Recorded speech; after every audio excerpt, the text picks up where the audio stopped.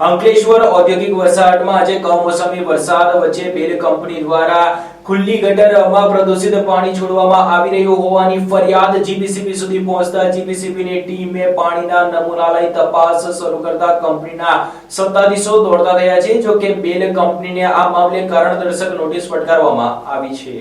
અંકલેશ્વરમાં વહેલી પરોઢે ખાબકેલા વરસાદની આડમાં બેલ ઇન્ફ્રાસ્ટ્રક્ચર લિમિટેડ કંપનીના સત્તાધીશો દ્વારા કંપનીને અડીને પસાર થતી ખુલ્લી ગટરમાં પ્રદૂષિત પાણી છોડી રહી હોવાની ફરિયાદ જીપીસીબી સુધી પહોંચી હતી. નોંધવું ઘટે કે આ બેલ કંપની અંકલેશ્વર ઔદ્યોગિક વસાહતના વિવિધ ઉદ્યોગોમાંથી નીકળતા સોલિડ વેસ્ટનો વૈજ્ઞાનિક ઢબે નિકાલ કરે છે. હવે આ જ કંપની પ્રદૂષિત પાણી જાહેરમાં ખુલ્લી ગટરમાં વરસતા વરસાદની આડમાં છોડતી હોવાની ફરિયાદ જીપીસીબી સુધી પહોંચતા ભારે ચર્ચા ઉઠવા પામી હતી. સવારે લગભગ 6:30 વાગ્યાના આસપાસના ગાળામાં ભાંડો ફૂટતા જીપીસીબી ઉપરાંત થર્ડ પાર્ટી મોનિટરિંગ ટીમ ગેમીની ટીમ ઘટનાસ્થળે દોડી ગઈ હતી. તેમજ પ્રદૂષિત પાણીના નમૂના લઈ લેબોરેટરીમાં પૃથ્થકરણ માટે મોકલ્યા હતા. પડેથી અંકલેશ્વર જીપીસીબી અંકલેશ્વર કચેરી દ્વારા બેલ કંપનીને કારણદર્શક નોટિસ પણ મોકલવામાં આવી હોવાનું જાણવા મળ્યું હતું. અંકલેશ્વરમાં ખાસ કરીને બેલ કંપની પરત્વે પર્યાવરણને હાનિ પહોંચે તેવી હરકત ન કરાય તેવી અપેક્ષાનો આજે છેદ ઉડી જવા પામ્યો હતો. કારણ કે આ કંપનીને આજે જીપીસીબીએ નોટિસ આપી દીધી છે.